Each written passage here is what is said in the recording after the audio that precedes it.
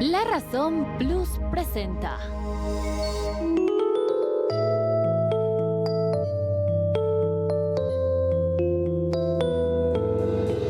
Para decidir si sigo poniendo esta sangre en tierra, este corazón que bate su parche, sol y tiniebla, para continuar caminando al sol por estos desiertos, para recalcar que estoy vivo en medio de tantos muertos. Para decidir, para continuar, para recalcar y considerar. Solo me hace falta que estés aquí con tus ojos claros. Fogata de amor y guía, razón de vivir mi vida.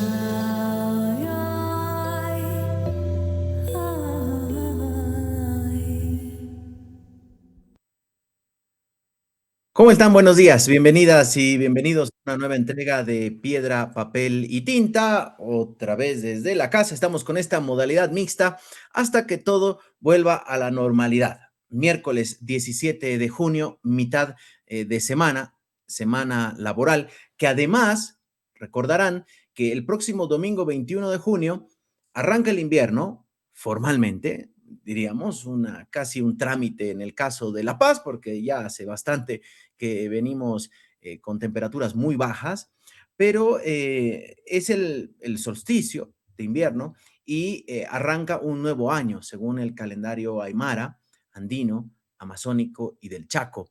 En ese sentido, como ya es tradición en nuestro país, ese día hay diferentes celebraciones en lugares y en sitios sagrados a lo largo y ancho del territorio nacional, sobre todo Tiahuanacu, por ejemplo, donde se solían hacer grandes actividades con presencia de autoridades, o en el fuerte de Samaipata, o en Incarracay, en Sipe, Cochabamba. Son lugares, sitios arqueológicos que tienen una carga histórica, las famosas huacas o esos lugares o esas montañas sagradas que según los saberes ancestrales eran lugares donde existe una conexión con lo divino. En ese sentido, esos son los lugares elegidos para recibir los primeros rayos del sol. Esto será el domingo y como el feriado cae domingo, también ya es una tradición y según un decreto supremo, que los feriados del domingo se corren al lunes. Así que según el decreto que el gobierno lanzó a principios de año con el calendario de todos los feriados pegados a fin de semana, los feriados del año, para así planificar alguna posibilidad de viajar, paréntesis, aunque ahora no se pueda, cierro paréntesis, el lunes 22 será feriado a nivel nacional. Así que tendremos este próximo fin de semana, un fin de semana un poquito extendido, diríamos, en el número perfecto que creemos. 3 días de descanso, 4 días laborales. Así que eso ocurrirá este fin de semana. Bueno, les decía, día 48 de los bloqueos, los conflictos en el país, bloqueos de caminos que a este día, según el mapa de transitabilidad de la Administradora Boliviana de Carreteras, suman 47 puntos de bloqueo en los departamentos de La Paz, Cochabamba, Oruro, Potosí y un punto de bloqueo en San Julián, departamento de Santa Cruz. Esta vía que conecta eh, departamento de Santa Cruz con el departamento del Beni a través de sus capitales, Santa Cruz y Trinidad, que está interrumpida a la altura del municipio de San Julián, que arrancó unos días después, no tiene 48 días de bloqueos, tiene aproximadamente 38 o 39 días de bloqueo de caminos. Esto que ha significado, por supuesto, un daño económico a diferentes sectores productivos del país, pero sobre todo del Departamento de La Paz. Ayer hacíamos una evaluación con el viceministro de Cultura respecto a de qué manera se afectó a la cultura con la postergación de dos grandes eventos culturales, por ejemplo, la larga noche de museos o la entrada del Gran Poder, que alrededor de estas dos grandes actividades culturales hay una cadena productiva muy importante, muy grande, es mucha gente, muchos sectores involucrados en estas actividades que son muy grandes, muy representativas de La Paz y que se han visto suspendidas, afectadas por estos bloqueos. Y que si nos vamos diríamos, a los pequeños eventos culturales en aquellos centros culturales privados, tanto en la ciudad del Alto como de La Paz, y que se han visto afectados y que se han suspendido, o que de repente algunos expositores bolivianos o paseños en todo caso, no han podido llegar hasta la Feria Internacional del Libro en Santa Cruz, por decir algo. Esto, por supuesto, ha complicado una vez más al sector cultural.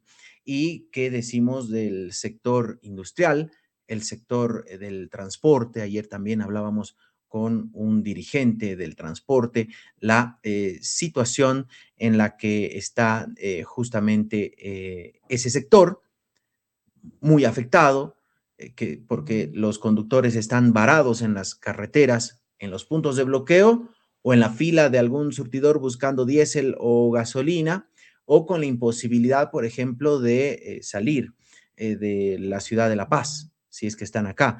Hace 48 días que no ven a sus familias, hace 48 días que no trabajan con normalidad. Por lo tanto, allí viene otro tipo de complicaciones que tienen que ver con por ejemplo, el poder cumplir con los créditos bancarios, ¿qué pasa con los alquileres? Era lo que ayer decíamos un poco, ¿no? Alguien que tiene que pagar un alquiler, una cuota del banco, ¿qué hace? O el colegio de sus hijos. Eh, ade- Dicho sea de paso, la educación se vio y los chicos y las chicas se vieron bastante afectados porque prácticamente el 8 de mayo eh, la, se ha suspendido las clases, las labores educativas presenciales, esto en la educación, en los colegios fiscales, la educación pública, lo mismo ocurre en las universidades, en los privados. Bueno, ha habido una coordinación entre padres, madres de familia con cada institución educativa y allí hay, como nosotros, por ejemplo, algún esquema mixto de educación. Algunos días van al colegio, otros días desde la casa. Y claro, esto sin lugar a dudas afecta al proceso educativo de las niñas y los niños, pero además afecta de alguna manera, como ya lo alertaron desde el Ministerio de Educación, a el normal desarrollo del calendario escolar. De hecho, están analizando la posibilidad de extender a fin de año, es decir, en diciembre, el tiempo de clases para intentar recuperar, compensar este tiempo perdido, que, reiteramos, ya supera un mes de afectación a las clases. Las vacaciones deberían arrancar el 6 de julio, aunque se está evaluando si se adelantan debido a un informe, en el caso de La Paz del CEDES, de un descenso brusco de temperaturas, por lo tanto un incremento en las infecciones respiratorias a partir del 29 de junio. Con ese cuadro de situación, la, diríamos, buena noticia o que nos da algo de esperanza es esa apertura al diálogo que ayer dio a conocer el máximo dirigente de la Central Obrera Boliviana, Mario Argollo, que en una conferencia de prensa habló de la necesidad de pacificar el país, de que se garanticen algunos puntos para poder entablar un diálogo sincero con el gobierno nacional y a partir de eso, justamente, poder llegar a una solución. En esa misma línea, la Federación de Trabajadores Campesinos de La Paz, Tupac Katari, dieron a conocer un documento con 8 puntos que mandaron al gobierno nacional para, diríamos, abrir la posibilidad de entablar una mesa de diálogo. ¿Cuál es la buena noticia? ¿Cuál es la señal? Que estos dos sectores movilizados que pedían la renuncia del presidente Rodrigo Paz, hoy han puesto en pausa, diríamos, ese pedido y se abren a la posibilidad del diálogo. Horas más tarde, el vocero presidencial José Luis Gálvez dio una conferencia de prensa y dijo, recogemos esta, diríamos, esta apertura al diálogo y los esperamos mañana a las 9 de la mañana en Casa Grande del Pueblo para entablar esta mesa de diálogo, que tendrá como mediadores o invitados, por ejemplo, se conoció el fiscal general del Estado, para garantizar que no exista ningún tipo de vulneración, aprehensión a alguno de los dirigentes. Ese había sido uno de los pedidos de la Central Obrera Boliviana. Todavía no ha empezado este diálogo. A las 11 de la mañana se ha conocido hace instantes una convocatoria, un ampliado de emergencia de la Central Obrera Boliviana para sentar una posición respecto a esta posibilidad de diálogo. Estos son los exteriores de Casa Grande del Pueblo. Nos imaginamos que es la llegada de algunos de los dirigentes que van a participar de este diálogo tan esperado y que nos da una esperanza de que finalmente se pueda hallar una solución a este conflicto. Conflicto que sobre todo, lo decíamos, ha golpeado al Departamento de La Paz, a la economía familiar, pero al sector industrial, ¿de qué manera?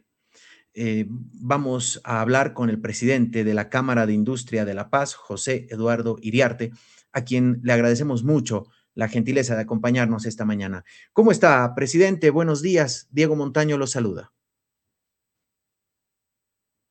Buenos días, Diego. Muchas gracias por este espacio para que podamos conversar. La verdad que bastante expectantes de lo que va a pasar hoy en Casa Grande del Pueblo, lo que va a pasar en esa reunión. Realmente esperemos de que se solucione de una vez el tema de los bloqueos, de que haya libre transitabilidad y que haya la voluntad en ese sentido de ambas partes de que esto ya de una vez tenga una conclusión y podamos tratar de volver a la normalidad, que va a ser bastante compleja. Presidente, bueno, la expectativa está puesta en lo que ocurra, como usted bien decía, en Casa Grande del Pueblo y me imagino que sobre la situación del sector industrial, la situación del Departamento de La Paz y cómo vamos a afrontar el día después de que se solucione este conflicto tan largo, fue parte de lo que se habló ayer en este inédito encuentro entre autoridades departamentales, municipales del área metropolitana de La Paz y el sector industrial, presidente. Así es, justamente nosotros hemos preparado una propuesta, un plan nacional de reactivación industrial, que se lo hemos presentado a los tres ministros cabeza del sector, se lo hemos pasado al presidente, y en base a reunión con el viceministro de Políticas de Industrialización, vimos la necesidad de reunirnos con los tres niveles del Estado, ¿no? Y convocamos así a los alcaldes del Alto, Viacha y La Paz, porque es donde está más concentrada la industria paceña, también al gobernador y por supuesto al viceministro, para presentarles un plan de recuperación en el que nosotros queremos ser actores fundamentales como sector privado para hacer que tratemos de que vuelva a lo más pronto la paz al crecimiento. La verdad, la paz se ha llevado lo peor de este conflicto. El sentimiento generalizado de la población es de desesperanza, de desasosiego, de abandono.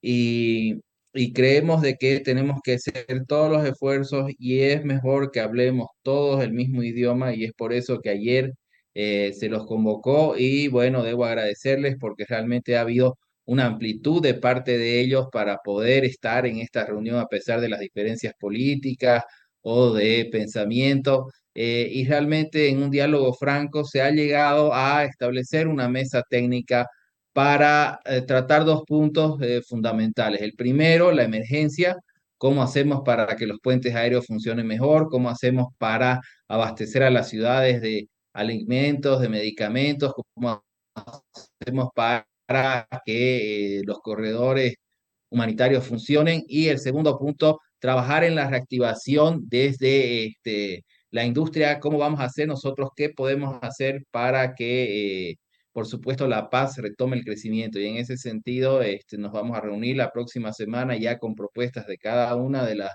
digamos, de los gobiernos y de parte también del empresariado para poder dar solución a esto y realmente encaminarnos rápidamente al crecimiento económico y por supuesto a solucionar la crisis que nos está golpeando fuertemente.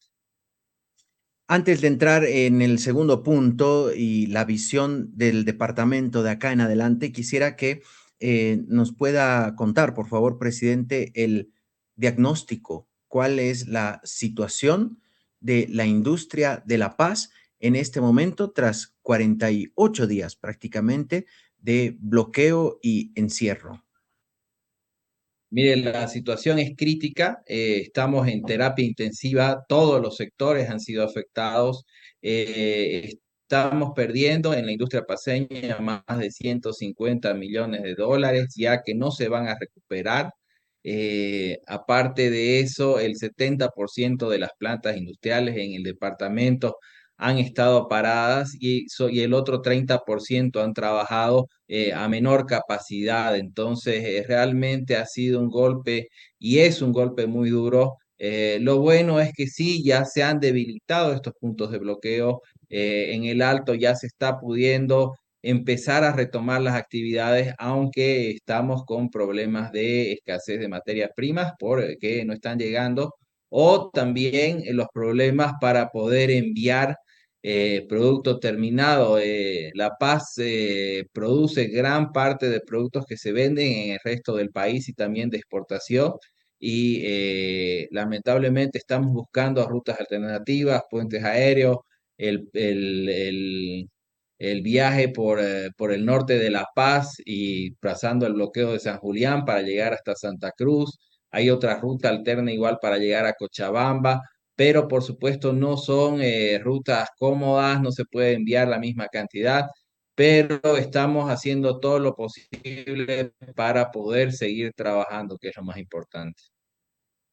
Presidente, usted nos decía pérdidas de 150 millones de dólares, es algo que no se va a recuperar y inmediatamente se levanten los bloqueos, tampoco habrá una recuperación rápida, ni empezarán diríamos, para hacer una imagen, las chimeneas empezar a funcionar. Esto va a tomar su tiempo.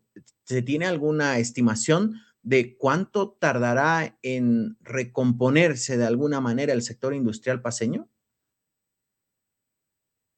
No, porque hay todavía mucha incertidumbre en muchos sentidos, ¿no? En el sector lácteo, depende si realmente los productores van a poder entregar la leche a las industrias. En el sector de la construcción se han apagado los hornos para las cementeras, los hornos de las ladrilleras. Eso tiene un tiempo de recuperación. En el sector de medicamentos estamos esperando las materias primas. Entonces, el sector industrial es muy amplio y lo que sí estamos nosotros, digamos, viendo son cosas que afectan y que de alguna forma queremos normalizar o queremos ayudar a que nos ayuden, sobre todo en el flujo, que es lo que estamos pidiendo, una reprogramación de pagos e impuestos del IT, el IVA, el RCIVA y el IUE para pagarlos recién dentro de 90 días. Lo mismo el refinanciamiento de créditos que ya el gobierno lo aprobó con el 5630 y también pagar la luz por el consumo y no por la potencia instalada como paga la industria. Y con estos tres factores más que el gobierno pueda ayudar, los gobiernos, en este caso cuando hablo del gobierno hablo de los tres niveles, que las licitaciones prioricen el hecho en Bolivia en vez de lo importado, justamente para que estos tres sirvan para dar flujo a las industrias. ¿Qué es lo que ha pasado? Ese es el gran problema que vamos a tener y sobre todo las pequeñas y medianas es el tema del flujo, porque no trabajar 50 días, pero tener que pagar salarios, tener que pagar la luz, tener que pagar impuestos, tener mercancía en tránsito que debería ya haberse vuelto producto terminado, está complicando nuestras operaciones. Entonces, esas son las medidas que nosotros le hemos pedido a los distintos niveles del Estado y estamos esperando respuestas ya lo más rápido posible, porque no podemos esperar a que esto se solucione para que tengamos las medidas ya realizadas. Lamentablemente, la pérdida de prácticamente 2 meses sin trabajo va a hacer que el PIB de La Paz decrezca 5% y por supuesto este es un golpe que la industria recién yo creo que va a poder reponer en 6 a 8 meses. Eh, es una cifra bastante grande, ¿no? Que el 5% del PIB de todo el año de La Paz se vea afectado prácticamente a pérdida.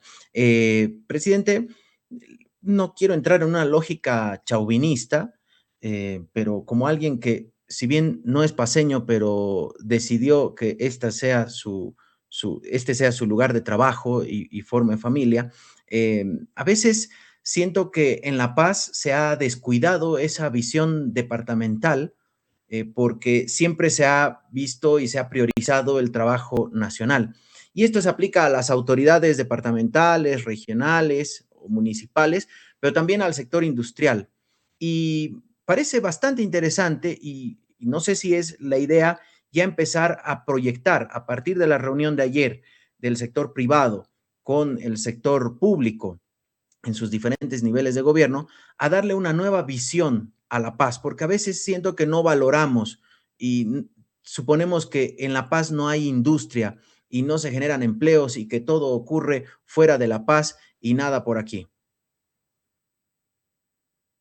Mire, está muy acertada su visión, justamente esa es la visión que nosotros hemos planteado desde que fuimos electos el año pasado. Nosotros nos reunimos con los asambleístas electos del Departamento de La Paz a la Asamblea Nacional, diputados y senadores, justamente con esa idea, ¿no? De que nosotros, por los paceños, tenemos que pelear por los paceños primero antes que pelear por Bolivia. Lamentablemente, por ser sede de gobierno, siempre cantamos el himno a Bolivia antes que el himno a La Paz y creo que es algo que tiene que cambiar. Tenemos que tener un regionalismo y un sentimiento de valor por el Departamento de La Paz. Eso, por supuesto, sin quitar el sentido de patriotismo, pero tenemos que ponernos realmente esta vez en primer lugar los paceños. Esta vez realmente tenemos que ser los paceños primeros porque nosotros vamos a ser realmente los artífices de esta reactivación. Y por supuesto que es difícil, es complejo, pero da mucha esperanza el ver que a una sola llamada hayan asistido alcaldes, haya asistido el gobernador, haya asistido el viceministro, y se pueda realmente armar mesas de trabajo en ese sentido. Ahora vamos a seguir nosotros desde el sector privado, instalando este tipo de mesas técnicas y de trabajo ahora con los asambleístas electos también justamente porque también se van a necesitar leyes para apoyar el Departamento de La Paz. Se tiene que hablar sobre el norte amazónico del departamento. El 60% de La Paz es amazónico y no lo vemos. La Paz produce 2 de 3 medicamentos nacionales que se consumen en Bolivia. La industria minera de La Paz es muy fuerte y hay un montón de industrias que realmente, como usted dice, las invisibilizamos justamente por pensar en lo nacional. Entonces creo que estamos en esa misma sintonía y es bueno que lo planteemos así. Y sobre todo también tenemos que plantear algo que es muy importante, que la paz no puede ser otra vez rehén de este tipo de actos que dañan realmente a toda la población. O sea, esto no puede volver a suceder. Y realmente creo que está calando en ese sentido. Hemos visto que el Consejo Municipal ya ha planteado una ley de libre circulación, esperamos que se apruebe en los próximos días y esperamos de que realmente, o sea, y eso es por lo menos lo que sentimos los paseños, es que tienen que haber otra forma de que estas personas puedan atender sus protestas y que la paz no sea pues el marchódromo de Bolivia, ¿no? Sino que realmente sea una ciudad de progreso, una ciudad maravilla, como todos los paseños queremos realmente verla. Presidente, se ha previsto que en siguientes reuniones de repente se pueda ampliar la invitación a sectores sociales, a, por ejemplo, la Federación de Trabajadores Campesinos, para empezar a, diríamos, estar en sintonía de que realmente necesitamos quienes habitamos o decidimos habitar en este departamento, trabajemos por él, porque trabajando por él va a salir adelante el país, pero para entrar en conciencia todos. ¿Se ha previsto convocar a sectores sociales y así de repente crear algo mucho más grande con mayor base? Mire, como primera parte, nosotros somos muy respetuosos de las instituciones y de la institucionalidad. Por eso invitamos a los tres municipios donde están instaladas el gran sector industrial paceño. No, no nos queremos meter, digamos, a hablar de turismo o hablar de otras cosas que realmente, aunque la industria tiene algo que ver, pero no es el principal actor. Creemos de que esta mesa va a servir para que después se sumen otros actores y nosotros la iniciamos, pero no queremos ser los líderes de esto, sino que más bien crezca. Lo que usted dice es muy bueno, ayer lo hablábamos justamente y por eso la idea principal que ha salido de esta reunión es hacer una especie de ferias en los distintos municipios, pero que no sean ferias simplemente de compra y venta, sino que sean eventos cívicos donde se pueda cantar el himno a la paz, donde se pueda realmente disfrutar de la cultura paceña, donde se pueda realmente representar y hacer ver lo que somos los paceños y el potencial que tenemos. Entonces, la idea es justamente tener esta reunión el martes que viene, empezar ya el trabajo para que en julio empecemos con este tipo de eventos. Y lo más importante es que nosotros como industriales paseños vamos a financiar este tipo de eventos justamente porque tenemos también que nosotros dar nuestro grano de arena para salir de esta crisis y salir de este problema. Y eso lo ha entendido muy bien la gobernación, los municipios y el viceministerio. Y vas más o menos por ese camino. Lo que usted propone es muy interesante y creo que si realmente se logra este primer encuentro, si se logra esto, va a ser muy importante reunir a más actores para poner a la paz primero, que es lo que todos queremos. Claro, usted decía, Julio, increíble, se nos pasó que estamos a menos de un mes del 16 de julio, ¿no? La fecha más importante para el departamento y claro, en medio de este conflicto y de esta situación que estamos viviendo, casi deslucido pasa esto por justamente la situación de conflictividad. Presidente, para ir volviendo, haciéndonos conscientes de cuando hablamos del sector industrial de La Paz.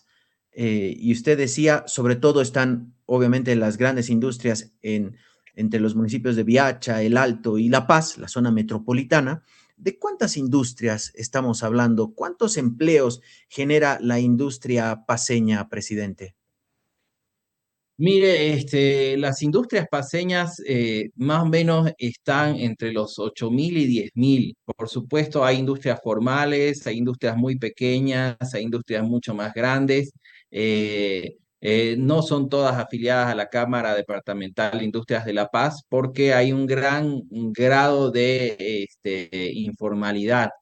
Pero, y en ese sentido también el tema de los empleos es difícil decirlo. Nosotros calculamos de que la industria genera alrededor de 150.000 empleos en todo esto de que son 10.000 o 8.000 a 10.000 empresas industriales que hay que producen desde papas fritas hasta cemento, desde máquinas para la minería hasta medicamentos. Entonces, es muy amplio, los sectores de la industria son muy amplios y realmente cuando uno empieza a conocer y uno empieza a ver, yo vengo del sector de la construcción y empieza a ver que existen plantas que trabajan con aloe vera que viene de ciertas plantaciones que son bastante amplias, o puede ver producciones como la del Ceibo, que están trabajando con cacao nativo,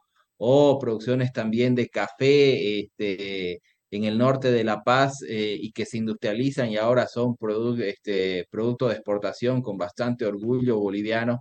El sector industrial es muy, pero muy amplio, ¿no? Sí, y realmente debemos sentirnos orgullosos de lo que se produce en esta tierra, tanto desde lo natural, como usted decía, el cacao, que después es procesado, ya no se va a otra región y desde otra región nos venden los famosos chocolates, sino los producimos acá, ¿no? Dando trabajo a familias paceñas. Lo mismo con el café, que ya está presente en muchas cafeterías a nivel mundial, regional, y eso nos llena profundamente de orgullo. La capital cafetalera está acá en La Paz y realmente tenemos que valorar aquello. Presidente, queremos agradecerle mucho y quisiera que podamos ver algún de acá en adelante, a manera de festejar la paz, ir conociendo, no sé si de repente en el programa, con entrevistas, en otros espacios, para ir conociendo a las industrias paceñas. Creemos que puede ser el mejor homenaje a la paz, a ver los sectores productivos que existen y de qué manera podemos ayudar a visibilizar lo que producimos en el departamento, como además un medio paceño, aunque siempre con una visión nacional, pero sobre todo un medio paceño. Así que le agradecemos y ojalá podamos coordinar de acá en más, con la excusa de las fiestas Julias, por último, conocer la industria paceña, presidente. Le agradezco, Diego, realmente por su tiempo y le tomo la palabra cuando usted quiera. Podemos ir a visitar las plantas. Realmente tenemos plantas de primer nivel que exportan a otros países, que además proveen productos nacionales de primera calidad y sobre todo que emplean a familias paceñas, y creo que es algo que realmente tenemos que valorar, ¿no? El dar empleo, el poder generar futuro es muy importante. Entonces, cuando ustedes quieran, nosotros armamos toda la logística para visitar las plantas, desde las más pequeñas hasta las más grandes, desde las más cercanas hasta las más lejanas, para que se conozca realmente la amplitud de la industria paceña, que realmente debería ser un orgullo nacional. Bueno, le vamos a tomar la palabra y vamos a coordinar. Gracias, presidente. Un fuerte abrazo. Hasta luego. Gracias. Estuvo con nosotros José Eduardo Iriarte, presidente de la Cámara de Industria de La Paz, a propósito del cuadro de situación del sector industrial paceño, que nos daba a conocer. Hay entre 8,000 a 10,000 empresas, industrias, asentadas sobre todo en el área metropolitana de La Paz, es decir, municipio de Viacha, El Alto, La Paz, alrededor de 150,000 empleos directos, y el número de indirectos es, ustedes saben, generalmente más grande. Ayer hubo una reunión con los 3 niveles de gobierno, una reunión que contó con la presencia del gobernador de La Paz, del alcalde de La Paz, el alcalde de Viacha, el secretario de Economía de la ciudad de El Alto y 2 viceministros para, uno, trabajar en la emergencia ante la situación que atraviesa el departamento, que es sin lugar a dudas el más golpeado en este conflicto que ya cumple hoy su día 48, y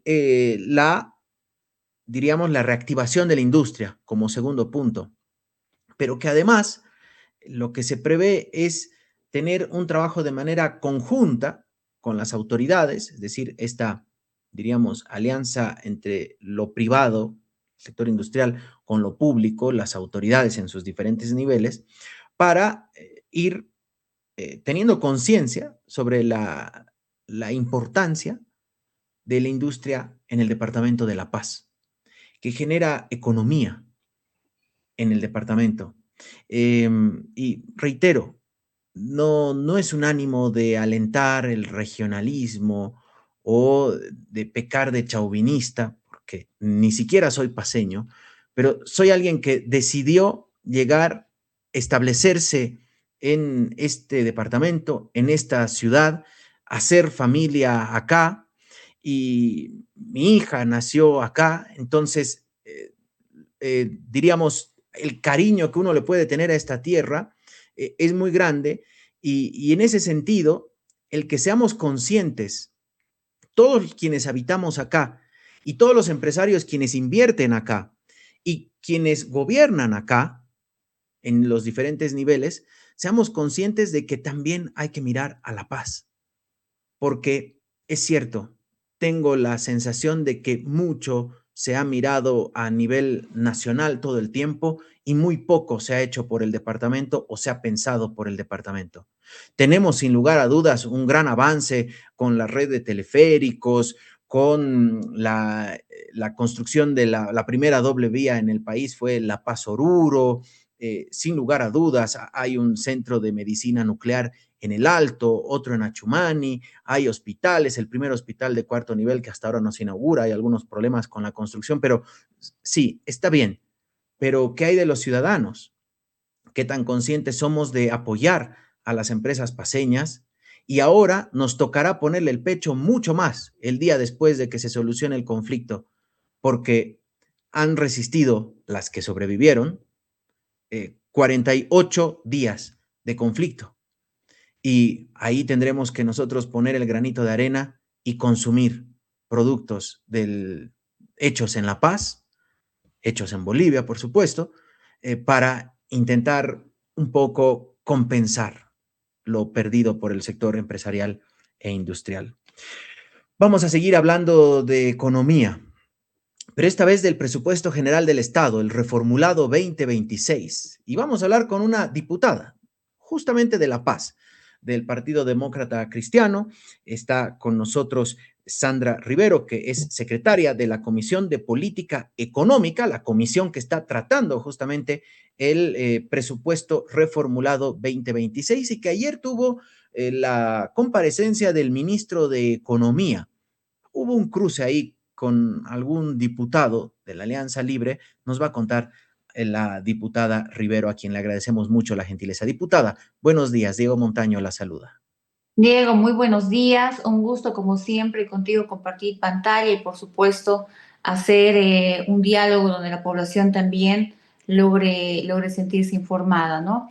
Como tú mencionabas, bueno, primero aplaudir y agradecer que personas como tú se sienten parte justamente de todo un sistema paceño, y no solo por ser La Paz, ¿no? Ante este tipo de circunstancias, siempre La Paz es la más golpeada. No nos olvidemos que como centro político todas las demandas del país pues llegan acá y no siempre en las mejores circunstancias ni de los mejores modos, ¿no? Pero bueno, aquí estamos para dar el hombro al país.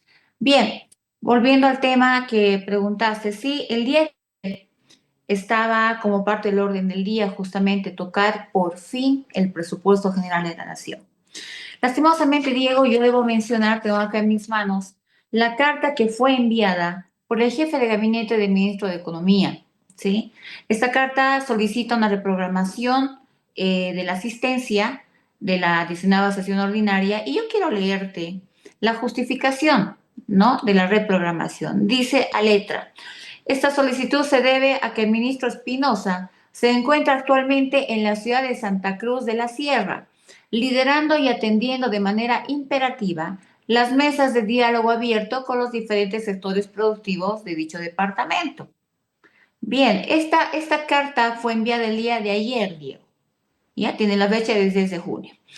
Bueno, nosotros en primera instancia, con mucha preocupación, cuando dan lectura a esta carta, esta misiva, porque Diego, estamos ya a la quincena poco más de junio. El ministro Espinosa se había comprometido en entregarnos un presupuesto reformulado hasta la última semana de febrero. De una manera poco protocolar nos enteramos por medios, y tú sabes esta parte, que nos iba a entregar el reformulado en abril, ¿no? Ni siquiera hubo una carta, una información, un por qué se estaba tardando en el reformulado. Y bueno, venimos insistiendo con su presencia. Asumíamos que por fin el día de ayer íbamos a tocar el tema, nos llega esta carta. Y en lo que aprobamos esta carta, porque no podemos rechazarla, ya era una aprobación, llega el ministro de una manera bastante observable, Y bueno, como tú dices, hubo un cruce de palabras con un diputado, porque mira el detalle, y hay que informar bien a la población.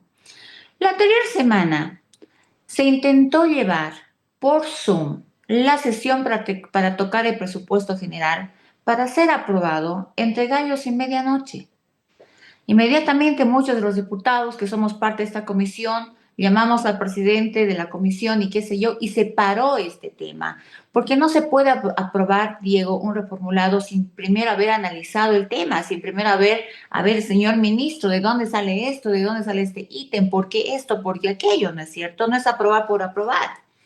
Bien, llega el ministro de una manera bastante, ¿qué te digo? Sobradora, altanera.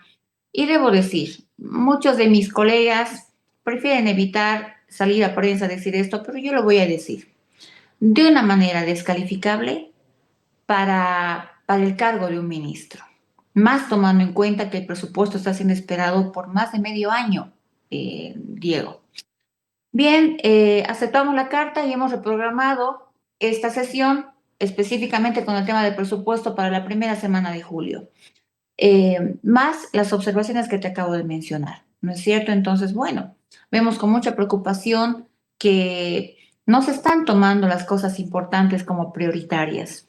Entendemos, por supuesto, que todos los ministros seguramente están con la tarea de intentar generar mesas de diálogo, pero en este tema en específico es la cabeza de área, el ministro Espinosa, quien tiene que estar con la comisión y explicarnos cuál es el detalle de su reformulado, el porqué de cada cosa. Es una pena realmente que algunas carteras ministeriales no vean lo importante y lo emergente y lo prioritario. Parece que hay mucha confusión en sus tareas. Es decir, diputada, que cuando ustedes estaban tratando la carta en la comisión, en la que con fecha de ayer, cuando la convocatoria era para ayer, dice a último momento no voy a poder llegar, estaban tratando eso, aprobando para una siguiente sesión. ¿Llegó el ministro y se volvió a ir o le pudieron hacer preguntas? ¿Qué pasó? No, llegó el ministro de la manera que siempre suele llegar, ¿no? De esa manera de tener que tiene él. Y bueno, nosotros estamos aprobando ya habíamos aprobado en realidad la solicitud de su reprogramación. Sin embargo, ante esa actitud tan sobradora y poco adecuada para un cargo ministerial, es que yo personalmente puse en mesa también la solicitud de pedir una petición de informe oral. Esta petición de informe va a ser llevada al Ministerio de Área la siguiente semana, porque el ministro tiene que decirnos de modo presencial a la Asamblea, si es posible, ¿qué es tan importante que no puede ser tratado de presupuesto? ¿No es cierto? O sea, está bien, hay otros ministros que también se están moviendo, pero este presupuesto lleva meses en espera. Y parece que no está entendiendo que ante un presupuesto no aprobado, también se retrasa gestión, se retrasa gestión. Entonces parece que no hay un sentido común. Y yo quiero saber, todos queremos saber cuáles son las prioridades del ministro. Diputada, ¿ustedes ya tienen el proyecto, el presupuesto reformulado en sus manos? No, no, tenemos, sabemos que ha llegado a la Asamblea un cuerpo, sabemos que son dos cuerpos, solo llegó uno, todavía no tenemos el presupuesto en nuestras manos y bueno, de eso se trataba la sesión de ayer, ¿no? Que nos explique con detalles qué consta ese cuerpo, qué contiene ese presupuesto, porque hay muchas preguntas que responder. Y la idea era que entre todos presentemos a la población un presupuesto aprobado pero creíble, transparente, viable, ¿no es cierto? Sin muchos, ¿qué te digo? Sin mucha carga de la anterior gestión y más bien con proyección, ejecución inmediata en esta gestión o lo que queda de la gestión.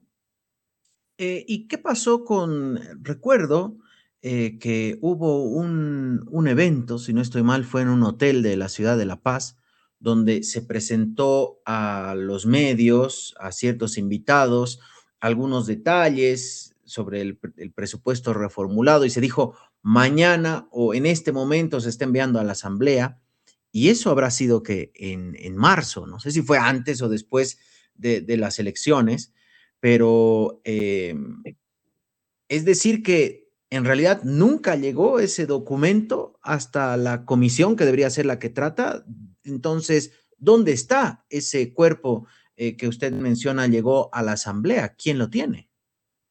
Exactamente, Diego, ¿no? Después de esa presentación, nosotros asumíamos que por la premura en 24 horas, 48, ok, démosle la semana que él iba a presentar todo esto a la asamblea, porque él ya presentó, obviamente, con todo un evento, que el presupuesto ya estaba terminado, presentó algunas cosas, muy a grosso modo, pero bueno, incluso yo recuerdo que en ese momento hubieron muchos conocedores del área que decían que no, el presupuesto tenía muchas observaciones, que todavía tenía que ser tratado y corregido. Está bien, estamos hablando de abril, Diego, ¿no? Este presupuesto llegó, si mal no recuerdo, en ese primer cuerpo en mayo, no sé, creo que fue la primera semana de mayo o algo así, pero hasta el día de hoy la comisión, digamos, no tiene por entendido los detalles de este presupuesto. Entonces, ¿cómo podemos avanzar de esa manera? Bueno, definitivamente, parece que las prioridades no son las mismas, Diego. Ahora, diputada, ¿nos puede explicar, por favor, cómo es el mecanismo? ¿Cuál debería ser la seguidilla de pasos que debería tener este proyecto? Que entendemos es que un proyecto de ley o cuál es el denominativo al reformulado. Sí, exactamente, es un proyecto de ley, es más, es el proyecto de ley número 425/2025-2026. Esa es la denominación del reformulado. Y bueno, el procedimiento es que llega a la comisión, nosotros lo tratamos, para eso lo hemos invitado al ministro, él nos explica cuáles fueron los criterios en los cuales fue reformulado, qué de nuevo tiene, qué proyecta este presupuesto, qué prioriza el presupuesto. No nos olvidemos, Diego, que cuando se hizo la presentación en abril, había mucha observación de un inflado en el presupuesto a todo el Ejecutivo, ¿no? Mucha gente decía, pero ¿cómo es posible que de pronto los ministerios, que además se supone que el Estado iba a achicarse, ahora sumamos más financiamiento a ministerios? ¿Cómo es posible ello? Y veíamos con mucha preocupación que de pronto educación y salud no recibían mucha prioridad en ese presupuesto, pero bueno, entonces, esas cosas había que verse. Y una vez que en la comisión, dada la explicación, dadas las correcciones, entre otras cosas, se aprueba, en el mejor de los casos, esta aprobación baja al plenario.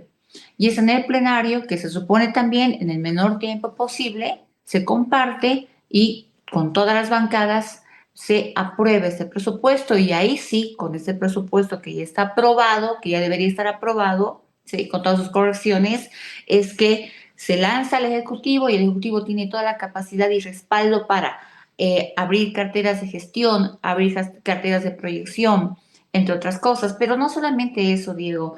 Este presupuesto se supone que tiene que estar respaldado con un plan integral nacional. Y ahí viene la observación a otra cartera del Ejecutivo. Hablamos del Ministerio de Planificación. Hasta el día de hoy, Diego, el Ministerio de Planificación no nos ha entregado ningún plan de gestión. No existe el plan de gestión. Y esto es tan serio, Diego, que sin ese plan de gestión, por ejemplo, que tiene que ser coordinado además con la Asamblea Legislativa, hasta el día de hoy, la Asamblea Legislativa no tiene un plan de gestión. No, no sé si me dejo entender, porque es un trabajo coordinado entre el Ejecutivo y el Legislativo. Es decir, diputada, perdón, el presidente anunció el envío de un paquete de leyes hace un mes, habrá sido. Dijo que son leyes prioritarias para marcar el rumbo económico del país. Sobre todo puso énfasis en el tema económico. Habló de la ley de inversiones, habló de la modificación a la ley de electricidad, ley de energía, ley de hidrocarburos. ¿Me quiere decir que nada de eso ha llegado todavía a la Asamblea? No, aún no. Yo entre broma y broma mencionaba la anterior semana, creo que han usado un chasqui que está llegando desde Timbuktu hasta Bolivia porque no llegó.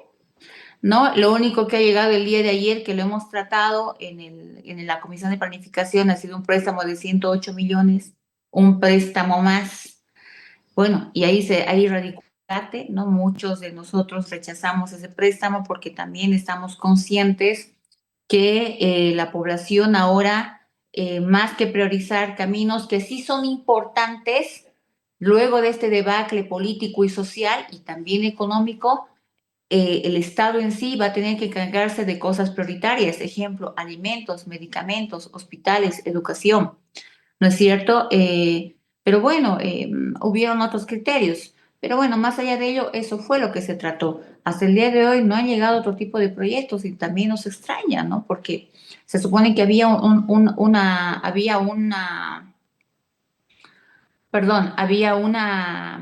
un paquete de proyectos de ley que debían ser tratados, no los estamos tratando.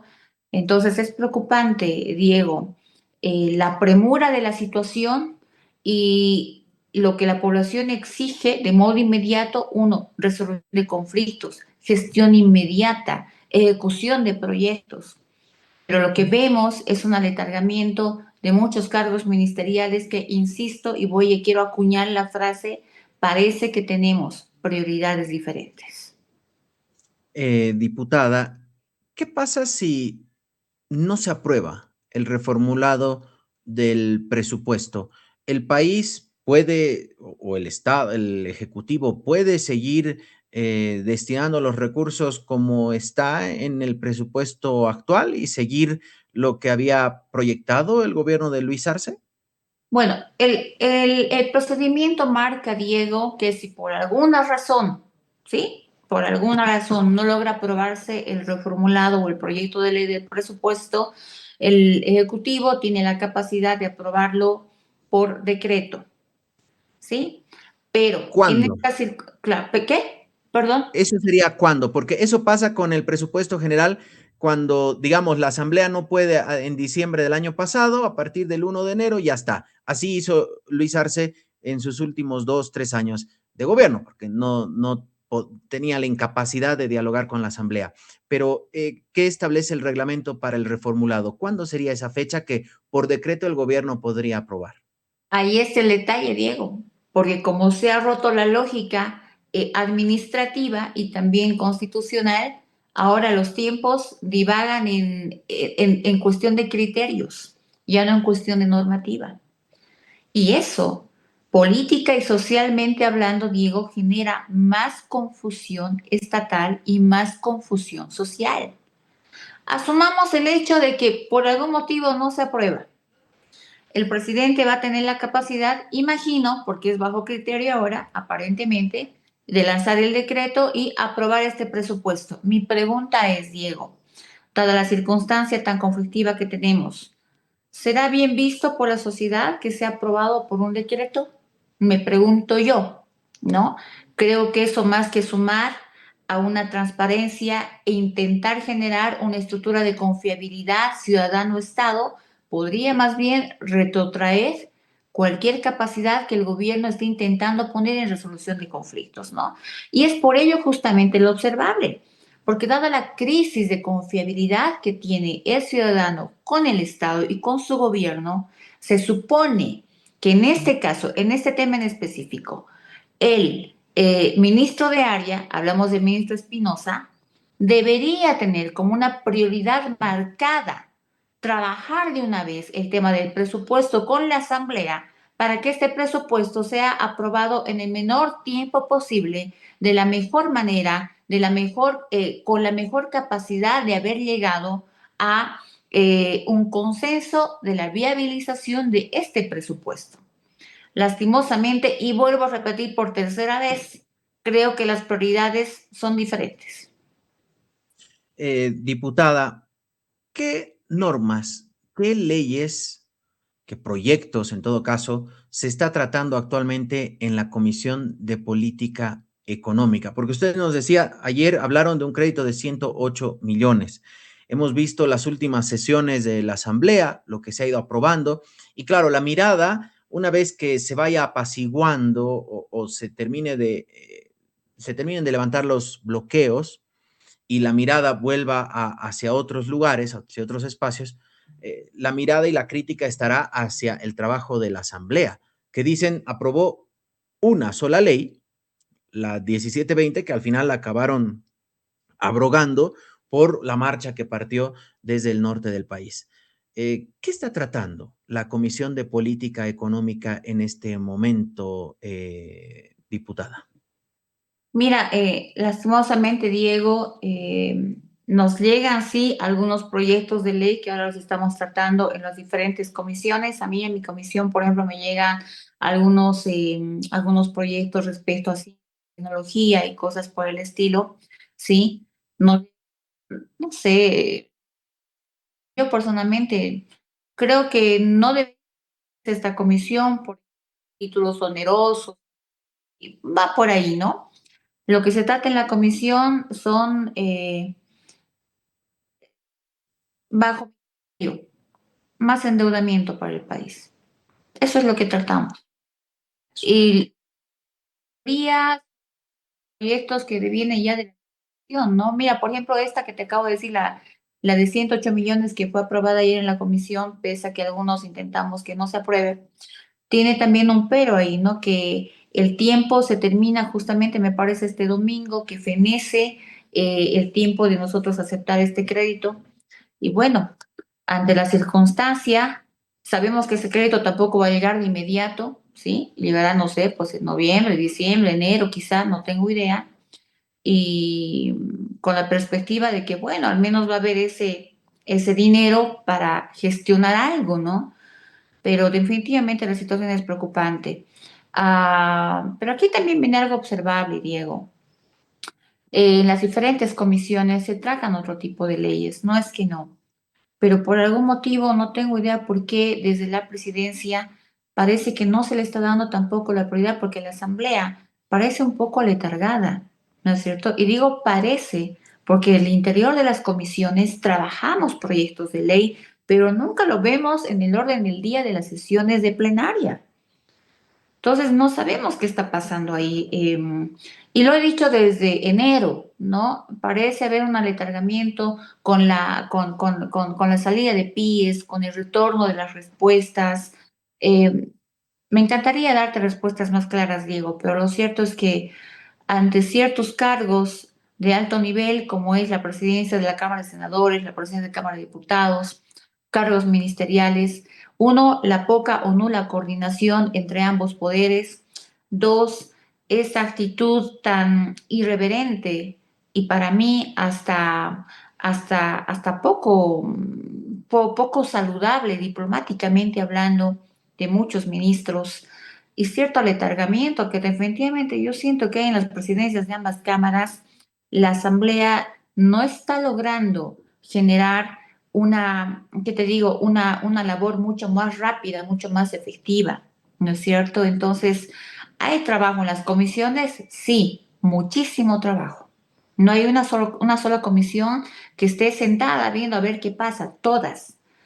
Mira, tengo a cargo un comité y ahora estamos sesionando todas las semanas, justamente porque por estos problemas hemos tenido que parar un poco el trabajo de un mes.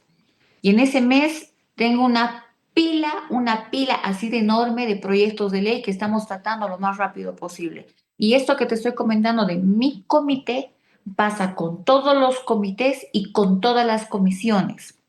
El por qué todo este trabajo no está llegando al plenario, desconozco las razones, Diego.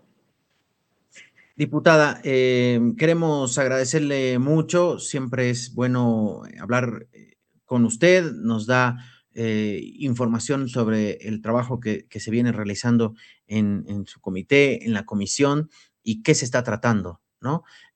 Porque después se hizo un anuncio que hay un acuerdo en puertas con el Fondo Monetario Internacional, que nos imaginamos también tendrá que pasar por la Asamblea, y parece que esa es la prioridad cuando usted decía el apunte de tenemos agendas o prioridades diferentes, eh, viendo qué se aprueba y qué no, podemos entender por dónde va la prioridad, o suponer por lo menos. Gracias, diputada. Siempre un placer conversar con usted. Será hasta otra oportunidad. Gracias, Diego. Como siempre, fue todo un gusto compartir contigo criterios, informar más a la población y siempre esperando que esta situación logre generar puertas de diálogo y caminos rápidos para eficiencia estatal. Te agradezco muchísimo.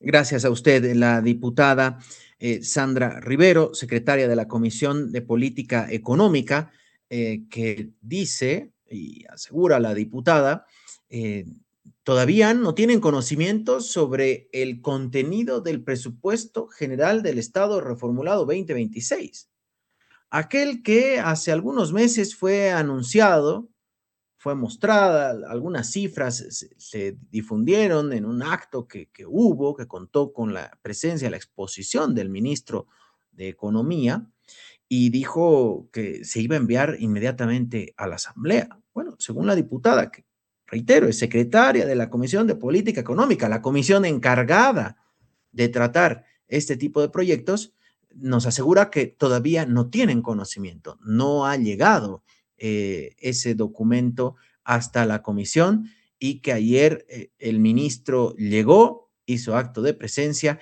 y se volvió a ir, esto postergado hasta el arranque de julio.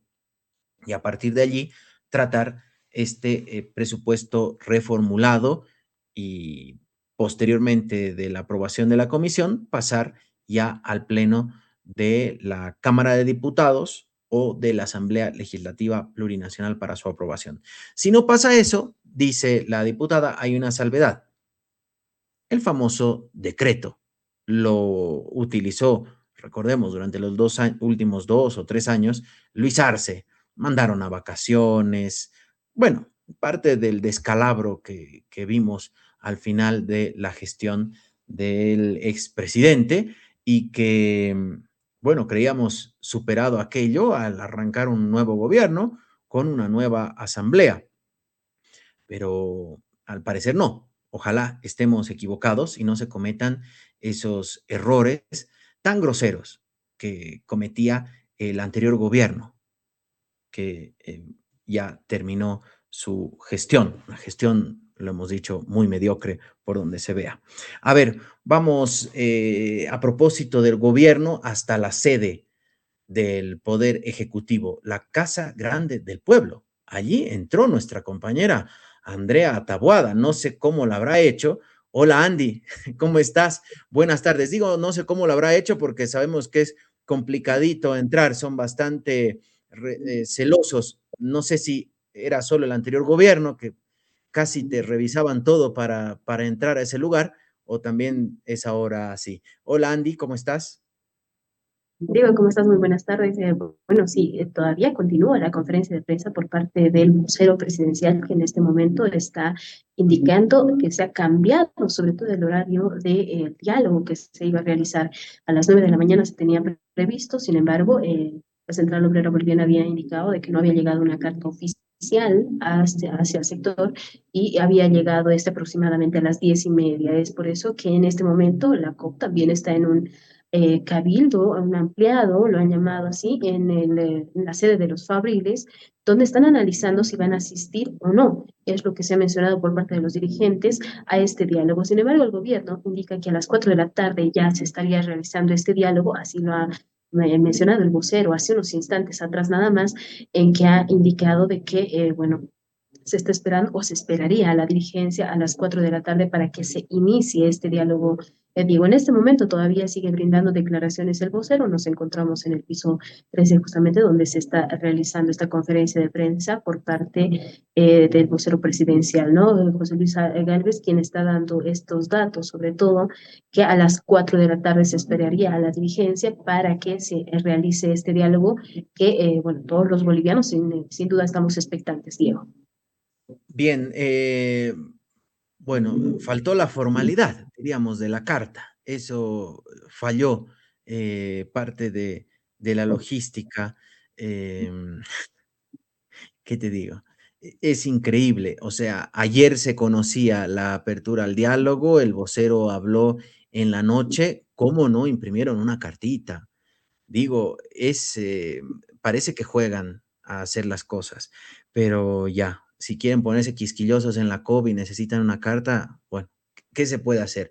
Háganle una tarjetita de invitación. Hay una canción a propósito de aquello. ¿Sabes si se envió también una tarjetita de invitación a la Federación de Trabajadores Campesinos de La Paz, Tupac Katari, que ayer también, mediante una misiva dirigida al presidente, que contenía 8 puntos, era un documento de 6, 7 páginas, en el que ponían algunos puntos como, diríamos, requisitos para entablar una mesa de diálogo, si les enviaron la tarjetita de invitación. No vaya a ser que a las 4 de la tarde digan, les acaban de mandar a los de la Tupac, entonces reprogramemos para después del partido de la medianoche. No sé, Andy, si hay algo al respecto. Bueno, por lo menos el vocero lo que se menciona es que sí se está buscando el diálogo con todos los sectores y que sí se está gestionando todo aquello, ¿no? Por lo menos el vocero dijo, mencionó aquello de que lo primordial para el gobierno es el diálogo y que sí se está buscando todos estos mecanismos para poder reunirse con estos sectores. No ha especificado realmente sí también a este sector, sin embargo, el que ahora en esta jornada por lo menos se está esperando es la reunión con la COP, con el señor Mario Argollo, y como lo mencionamos, ¿no? Que ellos todavía están reunidos con los dirigentes y las bases en este ampliado que se está realizando también en la sede de los Fabriles para analizar si van a asistir o no. Seguramente en los próximos minutos se va a conocer también las conclusiones de este ampliado y cuál sería, aunque ya ellos enviaron, ¿no? Un pliego petitorio al gobierno para poder ir a este diálogo. Sin embargo, también mediante esto ya ha surgido repercusiones, Diego, sobre este tema del diálogo, si se va a realizar o no. Y bueno, pues el gobernador de La Paz, Luis Revilla, también estuvo mencionando aquello, ¿no? De que se priorice sobre todo el tema del diálogo y dejar de lado quizá el pensamiento de un estado de excepción, ya que el diálogo sería lo que tendría que primar, sobre todo en este tiempo. Escuchemos un poquito sobre este tema al gobernador Luis Revilla. Así que todos tenemos que hacer votos para que hoy día haya un acuerdo, que haya un diálogo fructífero y que por fin se ponga un alto a estos conflictos y a estos bloqueos que han afectado tanto al Departamento de La Paz esencialmente. Las negociaciones no son adecuadas en ese contexto después de 47, 48 días, gobernador. Bueno, si uno viene a una mesa de diálogo es porque sabe que va a lograr cosas y no va a lograr otras. No se viene a dialogar para ganar y para no tener, o para tener, mejor dicho, todo a favor. Es un diálogo en el que se tienen que encontrar soluciones y esperamos que así el gobierno como la dirigencia de la COP, de la Tupac Katari, puedan tener la flexibilidad necesaria para alcanzar estos acuerdos, pero sobre todo la solidaridad y la sensibilidad para acabar con este conflicto que, miren ustedes, afecta a los más pobres. La gente que tiene recursos por ahí puede pagar un poco más, el pollo, la carne, pero la gente que no tiene recursos no tiene forma de pagar, no tiene forma de acceder a alimentos caros, a verduras caras o a movilizarse por kilómetros y kilómetros a pie como ha estado ocurriendo. Entonces, yo espero que, como digo, el gobierno y sobre todo la dirigencia social tenga una gran sensibilidad hoy día para acabar con el conflicto, para que todo vuelva a la normalidad, pero también para alcanzar acuerdo en beneficio de los trabajadores y de los sectores sociales, que ese también tiene que ser el objetivo del diálogo. Gobernador, ¿se tiene esperanza para que pueda ser el punto final de estos 48 días? Pero ¿qué pasa si no? El gobierno tiene que aplicar esta vez lo que ha estado denunciando tanto, el hecho de la Constitución y un estado de excepción. Yo siempre lo he dicho, esa tiene que ser la última alternativa, ¿no? Pero para eso tiene que agotarse el escenario de diálogo y más bien deberíamos ser optimistas, porque finalmente ahora vamos a lograr una mesa de diálogo en la que se sienten las autoridades y también, por supuesto, las organizaciones sociales. Así que más bien hagamos votos todos los ciudadanos, los medios de comunicación, para que este diálogo sea fructífero y finalmente, al final de la jornada, en las primeras horas de mañana, podamos respirar con tranquilidad y retomar la normalidad en el Departamento de La Paz, que ha sido el más afectado, y también, por supuesto, en el conjunto del país.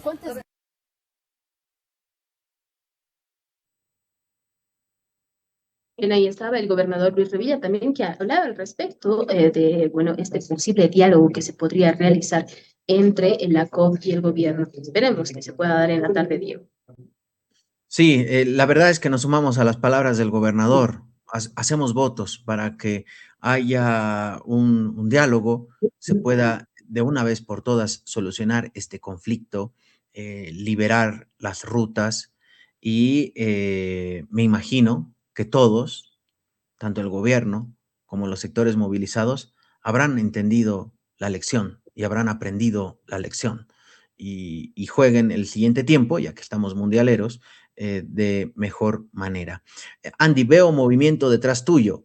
Ahí a las espaldas es la sala de conferencias, es decir, los colegas se están retirando, ¿ya terminó la conferencia o es otro ambiente? En realidad es, ya que ha concluido la conferencia, como lo habíamos indicado, el vocero presidencial estaba en esta conferencia de prensa, ya ha concluido, los colegas ya están haciendo su salida de esta conferencia, ¿no? Que se ha realizado el día de hoy. Bien, según aquí una información que estaba leyendo, la convocatoria, quiero que me corrijas, el canal estatal dice es a las 4 de la tarde en el edificio del Banco Central de Bolivia. ¿Es así? ¿No va a ser ya en Casa Grande? Sí, así lo mencionó el vocero presidencial, ahí es donde se va a realizar la conferencia y a las 4 de la tarde lo hizo oficial, lo mencionó hace unos instantes en la conferencia de prensa. ¿Se dijo por qué se cambió la sede de la reunión? Era como un punto neutro, se podría decir, ¿no? Para que se pueda realizar este diálogo, ya que para que no haya ninguna mala interpretación también, ¿no? Es como un punto neutro donde se van a poder reunir. Bien, se dio detalles de, por ejemplo, quiénes más participarán en esta reunión, porque se hablaba, por ejemplo, que el fiscal general del Estado iba a estar presente, era algo que había solicitado la dirigencia de la COP, como para que no, me imagino, para liberarse de susceptibilidades de que hay alguna aprehensión o algo en medio de la reunión. ¿Se dijo algo al respecto? Bueno, al inicio, en el que estábamos todavía en la conferencia de prensa, pues el vocero mencionó simplemente aquello, ¿no? De que a las 4 de la tarde se va a realizar este diálogo, o bueno, se está a la espera, que sería en este edificio del Banco Central, donde sería el lugar, digamos, para que se vayan a reunir. Sin embargo, lo habíamos escuchado, ¿no? En la mañana, en algunos medios de comunicación, el fiscal anunciaba de que sí iba a asistir, iba a estar presente, porque estaba en uno de los puntos también de la Central Obrera Boliviana, ¿no? Para que puedan reunirse. Había confirmado por lo menos su presencia y, bueno, tal vez en el transcurso de la conferencia el vocero haya mencionado también, ¿no? Si otros sectores también se podrían sumar o otras autoridades quienes estarían también dentro de este diálogo.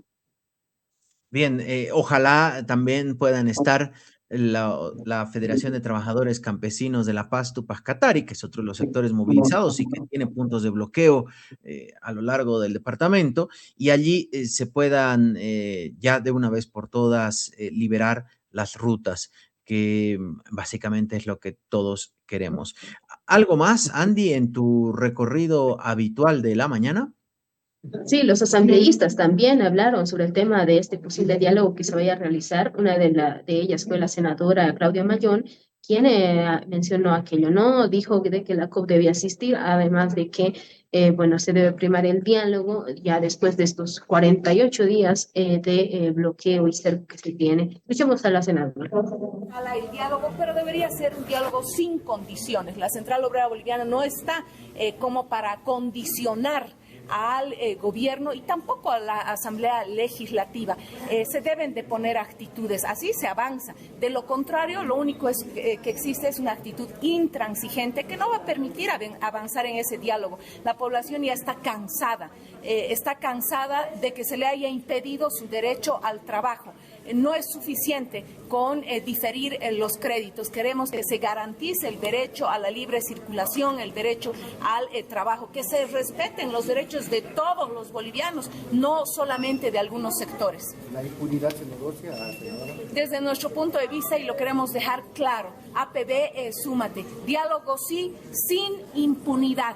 el Ministerio Público debe hacer su trabajo, debe generar resultados. No es posible que quede en la impunidad más de 40 días de bloqueo, gente que ha perdido su trabajo, empresas que han cerrado, hay desempleo en las calles, gente que no tiene que comer.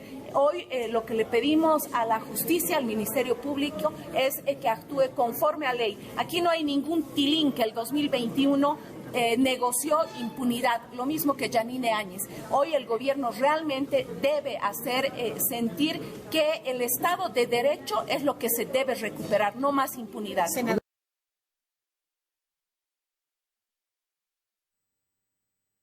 Otro de los asambleístas quien también mencionó al respecto, y bueno, estas repercusiones que se van generando por lo menos en los asambleístas, fue el senador Nilton Condori, que hacía su paso en cercanías de la Casa Grande del Pueblo. Escuchemos al senador.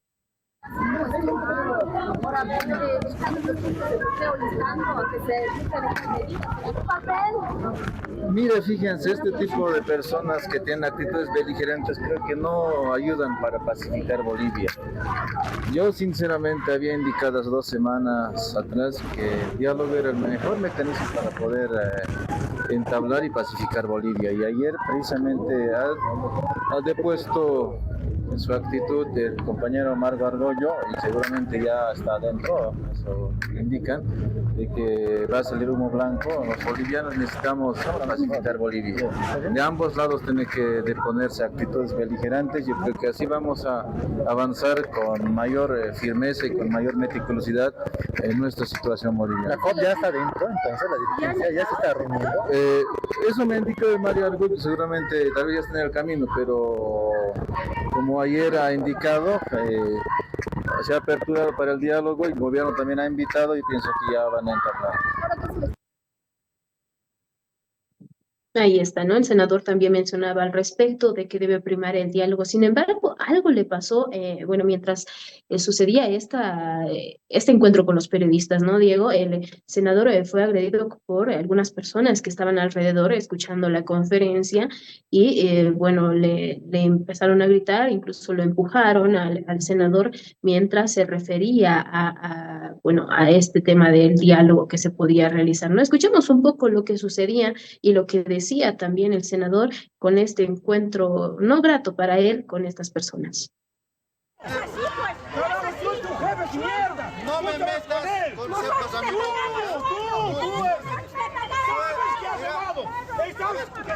ponga actitud. No seas vándalo. Los vándalos no me van a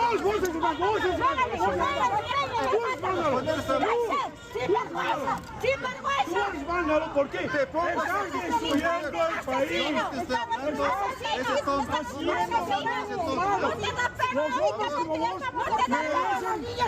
La pena de muerte por traición a la patria. ¿Y saben qué prensa? A estos hay que darles la pena de muerte por provocar, por incitar. No incitando. Pero no me provoques a mí. No me provoques. No estás jodido con tu cabildo que no había más de los intereses.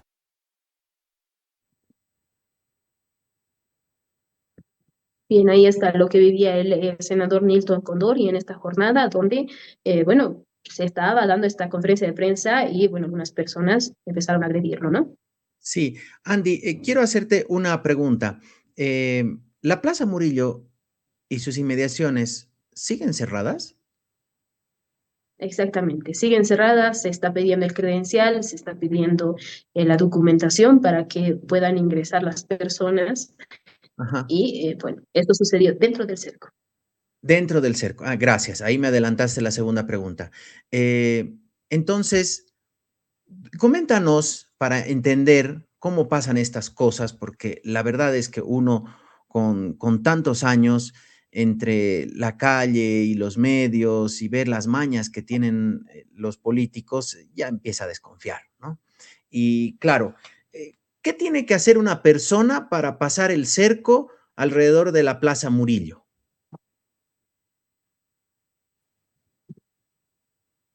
¿Qué tiene que demostrar?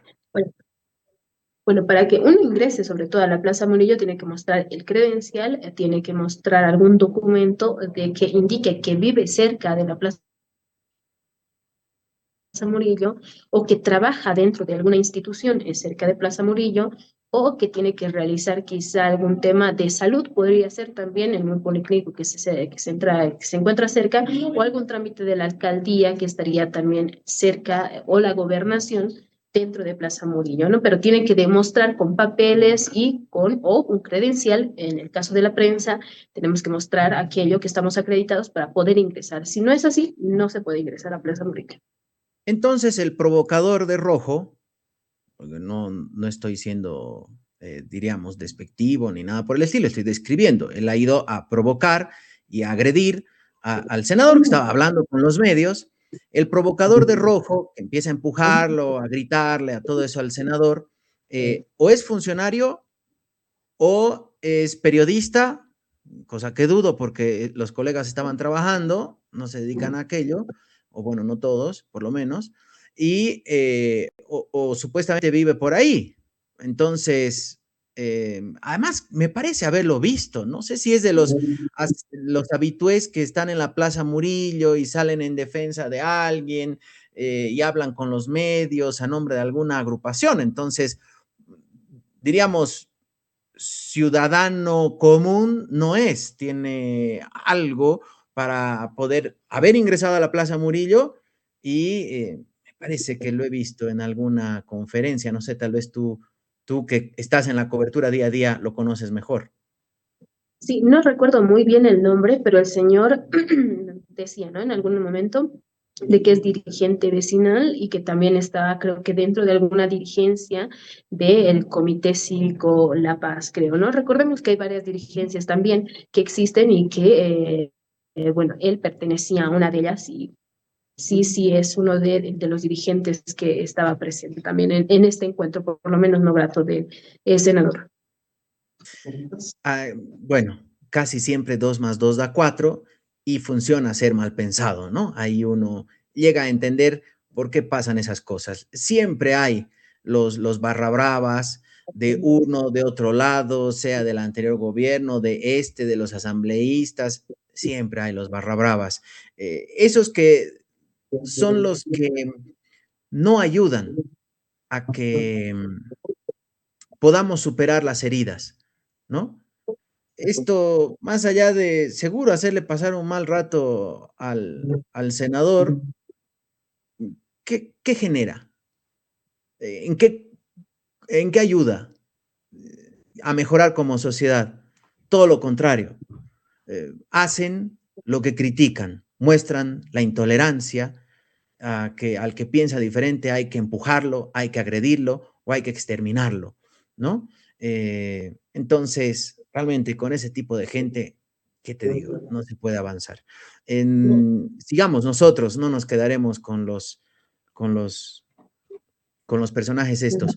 A ver, contame para no decir otra cosa, porque por ahí después en la calle me agarra el dirigente. ¿Con qué más te encontraste, Andy? Bueno, Diego, muy temprano, bueno, a las 8:30 aproximadamente, pues el viceministro de Autonomías, Adrián Oliva, estaba ya dispuesto para iniciar este diálogo, ¿no?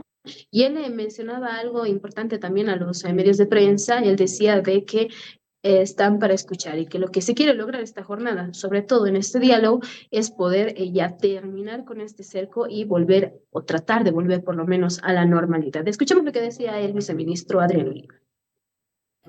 Es un día muy importante, esperemos que podamos avanzar y de manera significativa. Debemos informar al país. Los bolivianos tenemos que encontrar el camino para avanzar. El bloqueo no es la forma en la que vamos a resolver nuestras diferencias. ¿Quiénes han sido los más afectados con las movilizaciones? Son las personas que menos tienen, la gente que vive del día a día, aquellos sectores a los que supuestamente se dice representar.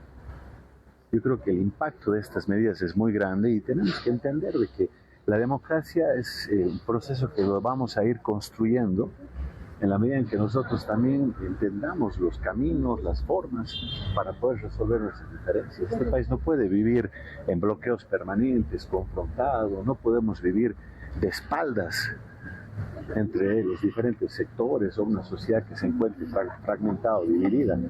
Este es un nuevo ciclo político y esta es una transición dura y estamos saliendo de un conjunto de gobiernos que no han resuelto los problemas del país. El otro día en una reunión en los Sintis, en Chuquisaca, me decía un dirigente que sentía mucha pena porque habían comunidades que no tenían agua. Y mi respuesta era muy sencilla. ¿Cómo han pasado 20 años en los cuales se han manejado tantos recursos y todavía hayan comunidades campesinas, indígenas, que no hayan resuelto sus necesidades más básicas? Esa era mi respuesta. Entonces, hablemos sobre los temas, pero los hablemos en serio. Dejemos de lado la consigna, dejemos de lado la ideología y pensemos en las necesidades, pensemos en los problemas de la gente y avancemos en una agenda conjunta. Está muy claro que las reformas, los cambios que se necesitan en este país los tenemos que dialogar. Nadie va a imponer decisiones. Eso ha pasado en los últimos años y por eso estamos como estamos. Yo vengo de una región en la que se ha discutido el régimen autonómico y que veía cómo se imponía una ley de autonomías desde el nivel central del Estado. ¿Cómo podemos construir autonomías si imponemos desde la centralidad del poder las decisiones? Y ese es el mejor ejemplo que pongo. Viceministro, un camino difícil para luego recuperar los daños ocasionados por estos 48 días. Es un camino difícil, pero hay que transitarlo y que además este sea un mal recuerdo que quede en el pasado, porque creemos que tenemos que aprender a resolver nuestros problemas de otra forma y no como lo en este momento se está trabajando en eso. Gracias. Los 8 puntos, viceministro, ¿es viable? ¿Van a atender los 8 puntos? ¿Es viable? Vamos a dialogar. En el diálogo, vuelvo a decir lo mismo, no es tan importante el punto de partida, sino el punto de llegada. Gracias. Bien, ahí las palabras del viceministro, ¿no? Que mencionaba de que debe primar el diálogo en esta jornada, bueno, que ahora ya va a ser a las 4 de la tarde. Oficialmente se ha mencionado aquello por parte del vocero presidencial, Diego. Bien, sí, creemos que esa lectura que hace el viceministro es, digamos, la adecuada, ¿no? Hay que transitar a recomponer el tejido social que se ha roto, pero para eso hay que liberarse de ciertos, diríamos, estigmas, dogmas, prejuicios que dirigentes, políticos, autoridades, exautoridades van asusando. Mientras no superemos eso, vamos a ser como el agresorcito que hace rato mostrabas, ¿no? Esa muestra de lo más, del instinto más primario del ser humano, casi como volver a las cavernas.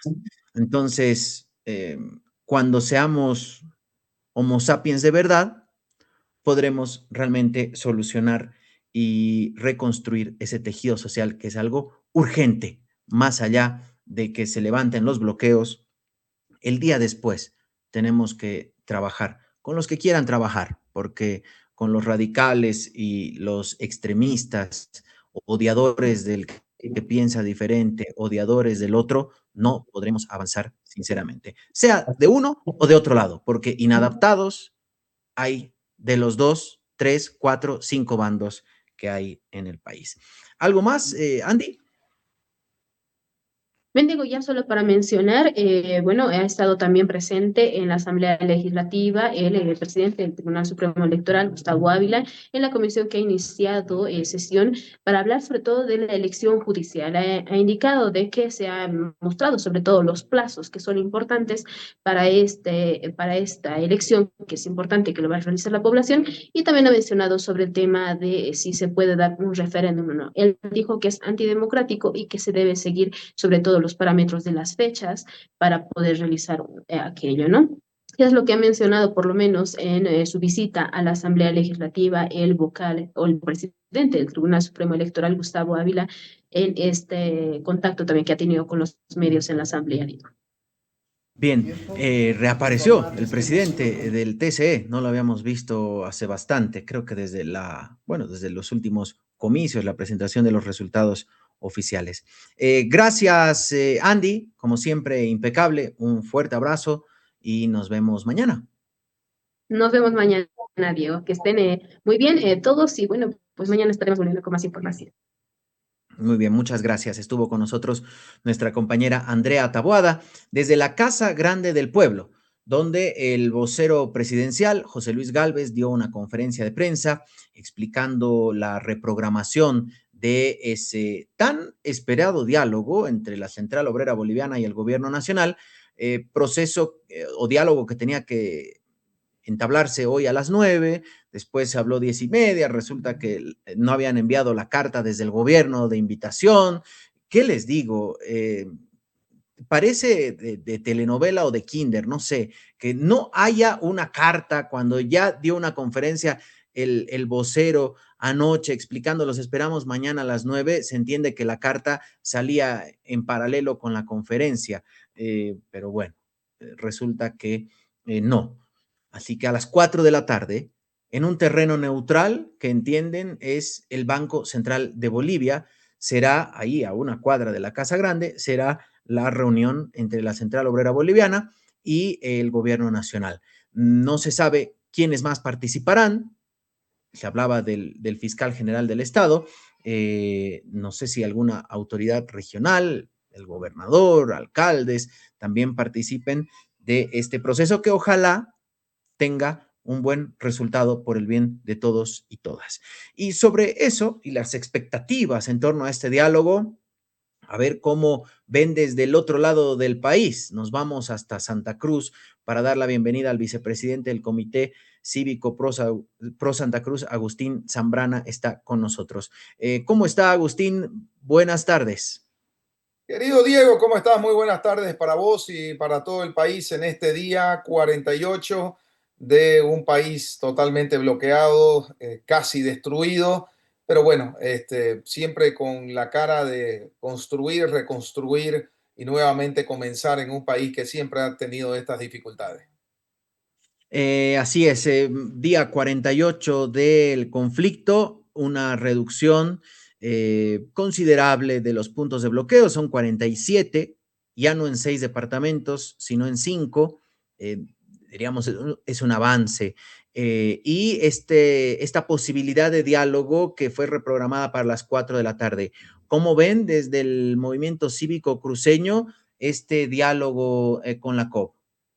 Bueno, primero, Diego, es difícil, pero muy difícil dialogar con aquel que viene realizando estas acciones y que esperemos no sea un diálogo para poder simplemente quedar en una foto y nada más. Necesitamos que sea un diálogo, si es que se da a cabo con mucha prudencia y no extralimitándose el gobierno en sus facultades constitucionales de lo que le corresponde. El gobierno no puede y no tiene la tuición constitucional competencial para poder negociar situaciones jurídicas, situaciones de índole también de lo que ha sucedido con los cerca de 15 muertos que han habido, con todos los daños económicos que se han hecho, y en lo que le compete al gobierno sí puede sentarse a dialogar, discutir y ver las reivindicaciones de algunos si es que estas existen. Pero evidentemente hoy, Diego, el gobierno tiene que tener esa premisa de que no puede ir a negociar algo que no le compete dentro de sus atribuciones constitucionales.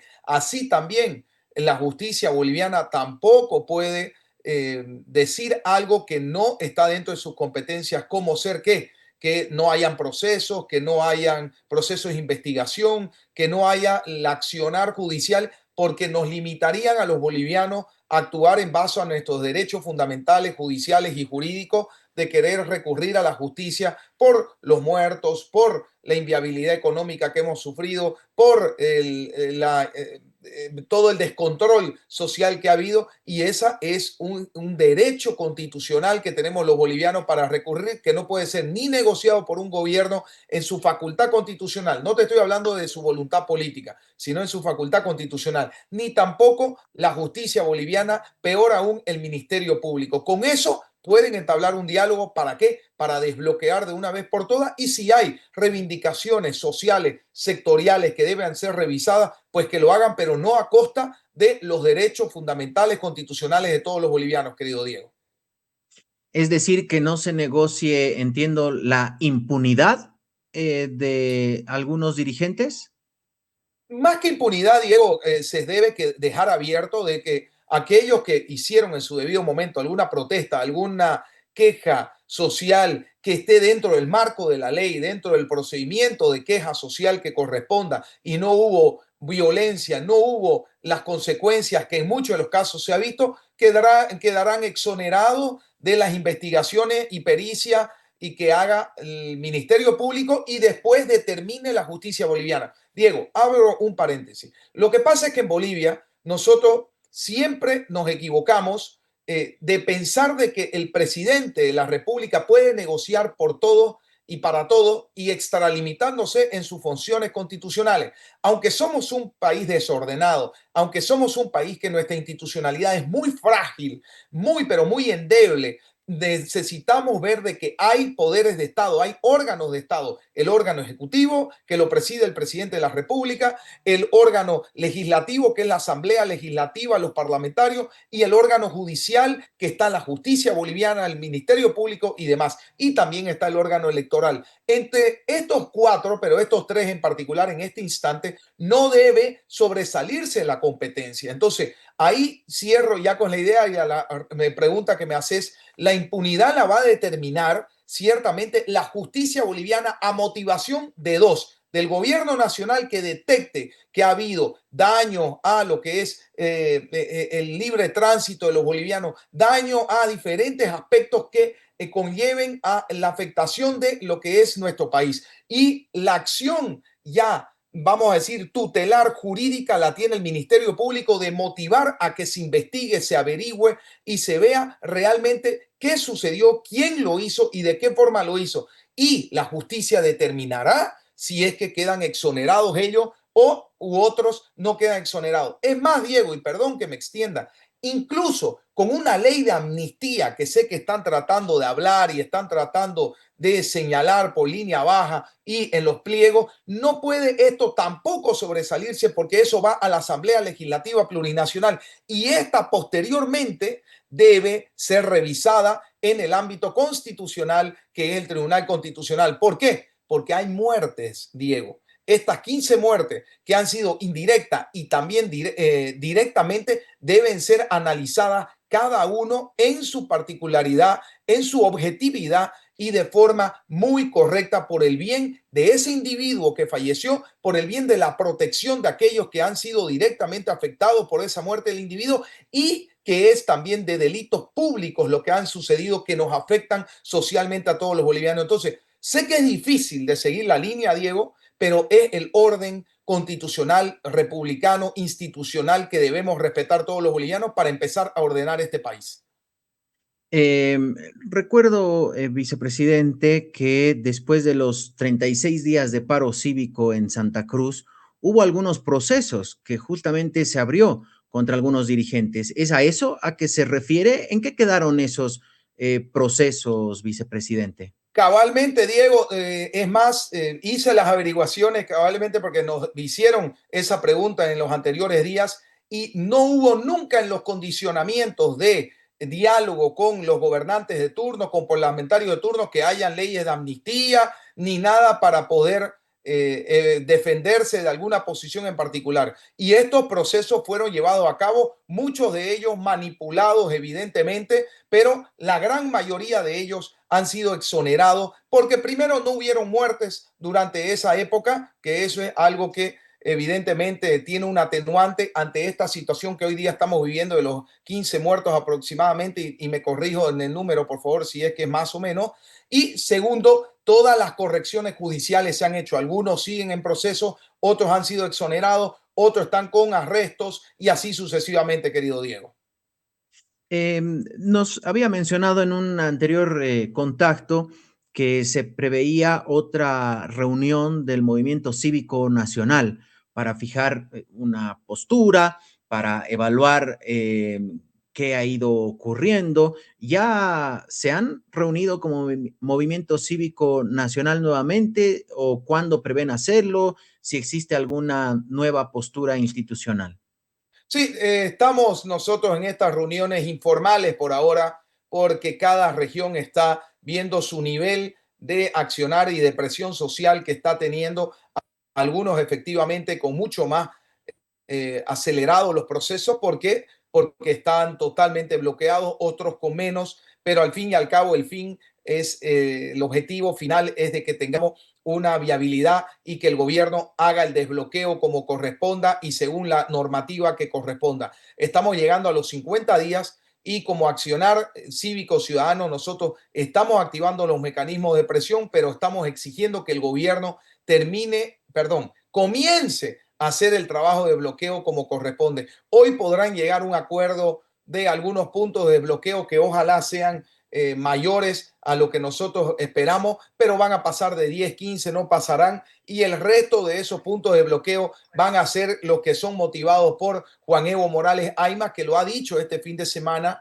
que él va a reorganizar y reordenar toda la estrategia de bloqueos que hoy día están teniendo en todo el país. Entonces, aquí hay un enemigo público que se ha puesto él solo la camiseta, que es Evo Morales comandando todos los puntos de bloqueo y demás. Entonces, Diego, acá el gobierno debe tomar una decisión, que es que el señor Evo Morales, como un ciudadano común y cualquiera, tiene que ir por lo que corresponde en su cuenta pendiente, en lo que corresponde a la justicia boliviana. Y con eso él debe cumplir con esa obligación y no puede él canjear hoy sus protestas, sus condiciones jurídicas con un ambiente de decisión política que pueda hacer el gobierno. No, ojalá que no entren en esa dinámica porque ahí efectivamente va a cambiar todo lo que venga de aquí en adelante desde el movimiento cívico nacional y desde la ciudadanía hoy institucionalizada y también civil ciudadana normal y corriente. Una última, vicepresidente, agradeciéndole el contacto. ¿Tienen prevista alguna ya reunión formal del movimiento cívico o van a esperar los resultados que se puedan obtener hoy o en las siguientes horas para hacerle llegar al gobierno, si es que ya no lo han hecho, algún pronunciamiento? No sé si de repente meto otra preguntita ahí, si hablaron con alguna autoridad después de aquella reunión a la que finalmente no llegó el presidente Paz.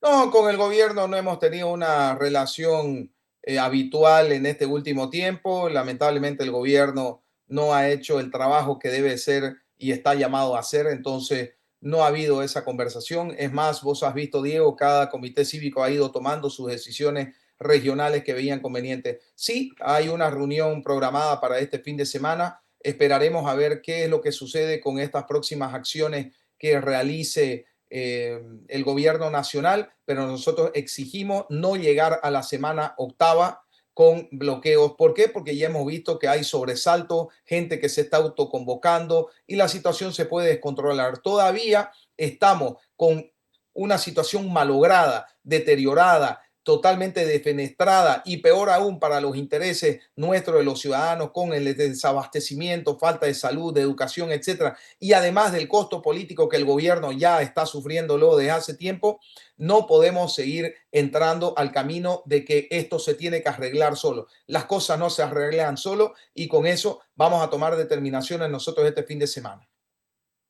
Vicepresidente, vamos a estar atentos, seguro lo estaremos convocando la siguiente semana para conocer los detalles, las conclusiones a las que llegaron como Movimiento Cívico Nacional. Muchas gracias, que tenga buen resto de jornada.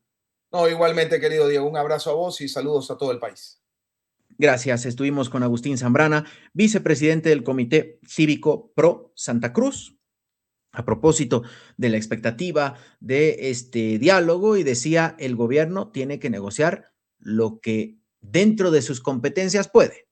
No puede negociar, levantar algunas situaciones jurídicas de algunos dirigentes, porque eso es competencia del órgano judicial y que ellos como movimiento cívico van a estar atentos a las determinaciones y estarán en una reunión este fin de semana para emitir algún pronunciamiento oficial. Bien, nosotros ya hemos llegado al final, hemos cumplido nuestro tiempo, nos hemos pasado unos minutitos.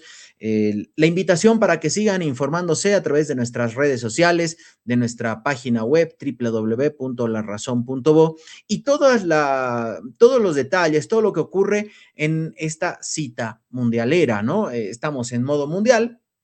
Marcas se puso modo mundial. Ayer fue el estreno del programa que una vez a la semana estará con el análisis, con invitados, con datos, los diferentes sectores que tanto Priscila como Rafa están a la cabeza de este producto que intenta ir más allá de los resultados y de lo que va ocurriendo fecha a fecha. Ayer partidos espectaculares respecto a lo que, a diferencia, diríamos, de los anteriores partidos, ayer sí, ya vimos 2 triunfos bastante evidentes. ¿Qué decimos de Argentina, el actual campeón del mundo, que 3-0 ganó los 3 goles de Messi? Le ganó a Argelia, Austria, que le ganó a Jordania 3-1, fue más tarde, pero le ganó. Bueno, Francia también vimos que al final hizo un baile, así que hoy la cita estará con Inglaterra-Croacia, que será de repente el partido más solicitado, ¿no? O al que más atentos hay que estar, porque son 2 selecciones importantes, con figuras destacadas.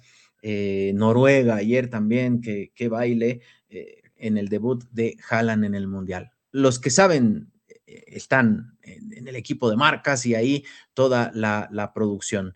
Me olvidaba, nuestro compañero Daniel Gutiérrez nos ha preparado justamente este informe que daba cuenta de este proceso de diálogo que se va a instalar ahora a las 4 de la tarde.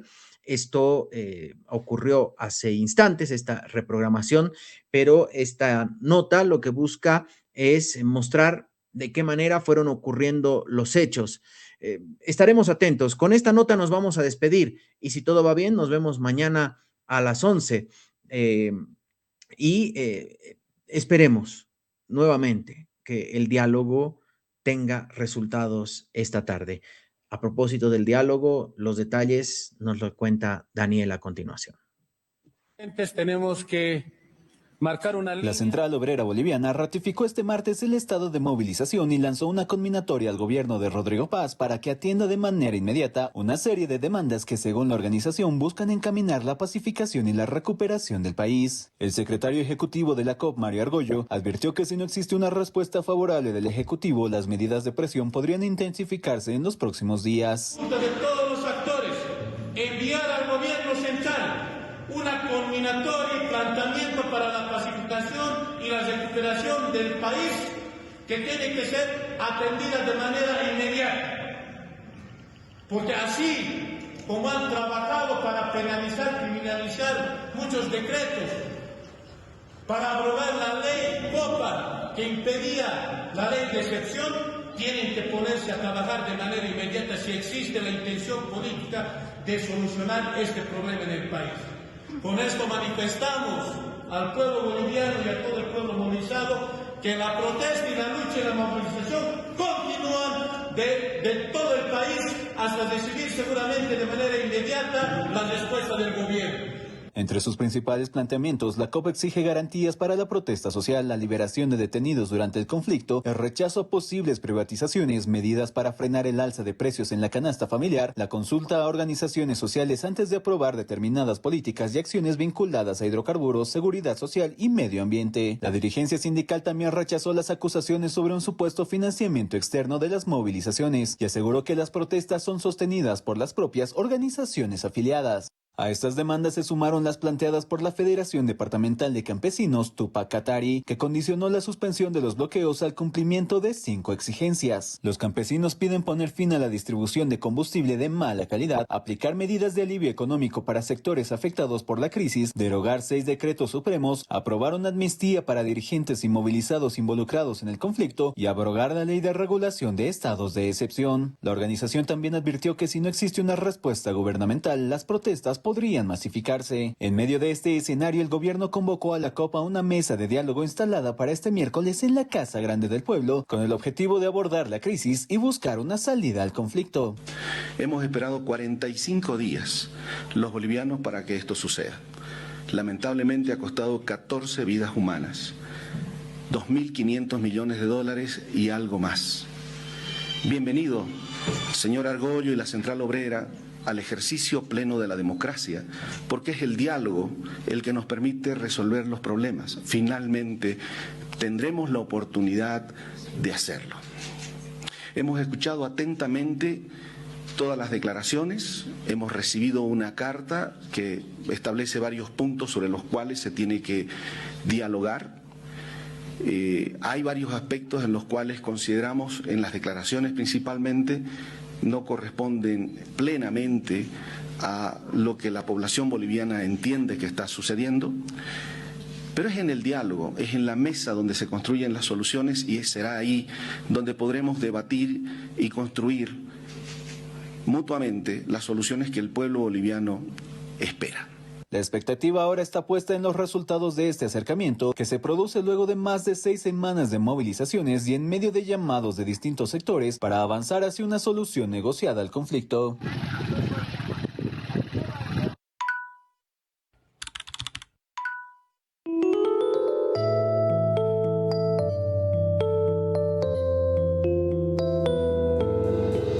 Para decidir si sigo poniendo esta sangre en tierra, este corazón que bate su parche, sol y tiniebla, para continuar caminando al sol por estos desiertos, para recalcar que estoy vivo en medio de tantos muertos, para decidir, para continuar, para recalcar y considerar.